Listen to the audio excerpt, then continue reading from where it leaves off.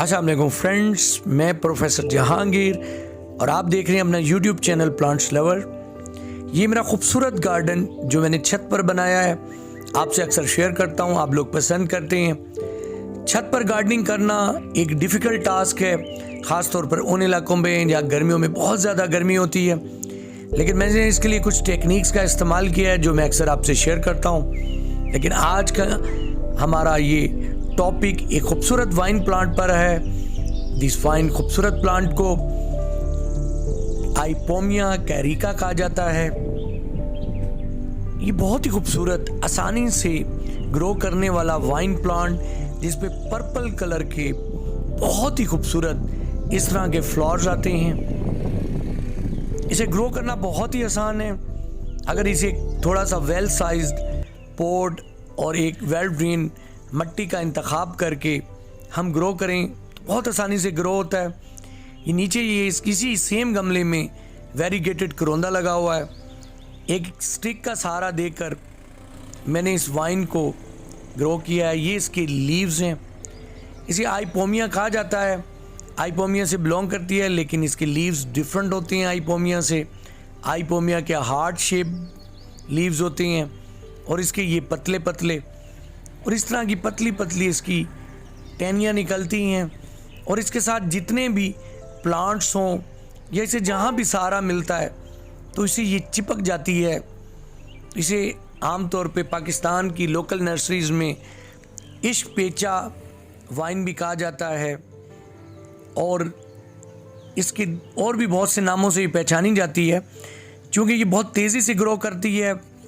और इस तरह के जब नुमाया फ्लावर आते हैं तो लोग पूछते हैं कि इस प्लांट का नाम क्या है। तो ये अंग्रेज़ों के ज़माने में ज़्यादातर देखी जाती थी हमारे रेलवे स्टेशंस पर। रेलवे स्टेशंस के जो दीवारें होती थीं उनकी जो एक हेज बनाने के लिए, एक स्क्रीन बनाने के लिए ये अंग्रेज़ लोग ग्रो किया करते थे, तो इसलिए इसे रेलवे क्रीपर भी कहा जाता है। इंडिया में इसका सबसे मशहूर नाम जो है रेलवे क्रीपर है।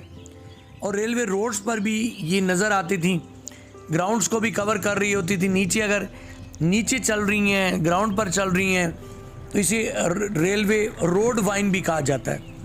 तो ये इसके नाम हैं कुछ जिन नामों से ये पहचानी जाती है। आइपोमिया की तरह के इस पे फूल आते हैं और पत्ते इसके आइपोमिया से डिफरेंट होती हैं, लेकिन इसके फूल जैसे आइपोमिया के एक दिन खिलते हैं और दूसरे दिन मुरझा जाते हैं, तो इसके फूल भी एक दिन खिलते हैं और दूसरे दिन मुरझा जाते हैं। लेकिन इतने ज़्यादा इस पर फ्लावरिंग होती है और ये इतनी भर जाती है, कोई दीवार हो, कोई आपका जो है पोल हो, उसे फुली कवर कर लेगी। और अगर आप डिफरेंट शेप्स देना चाहते हैं तो ये डिफरेंट शेप्स भी ले लेगी। इसकी थोड़ी कटिंग करते जाएं और ये फैलती जाएगी। लेकिन इसके इर्द गिर्द जितने आपके पौधे साथ जुड़े होंगे उन्हें लपेट लेगी अपने गिर्द। तो बहुत आसानी से ग्रो करने वाली, बड़ी तेज़ी से ग्रो करने वाली एक खूबसूरत एक वाइन है। तो मैंने इसे अपनी इस छत की गार्डन पर लगाया था। तो ये देखिए, इस तरह से मैंने छोटे छोटे पोट्स रख के और ये मैंने प्लांटेशन की है छत पर। आपसे अक्सर शेयर करता रहता हूँ। बहुत ही खूबसूरत इस पर फूल खिले हैं, तो आज आपसे शेयर किया है। वीडियो अच्छी लगी हो तो लाइक कर दीजिएगा, चैनल पर न्यू हो तो सब्सक्राइब कर दीजिएगा। अपना बहुत सारा ख्याल रखें। प्रोफेसर को इजाज़त दीजिए। अल्लाह हाफिज़।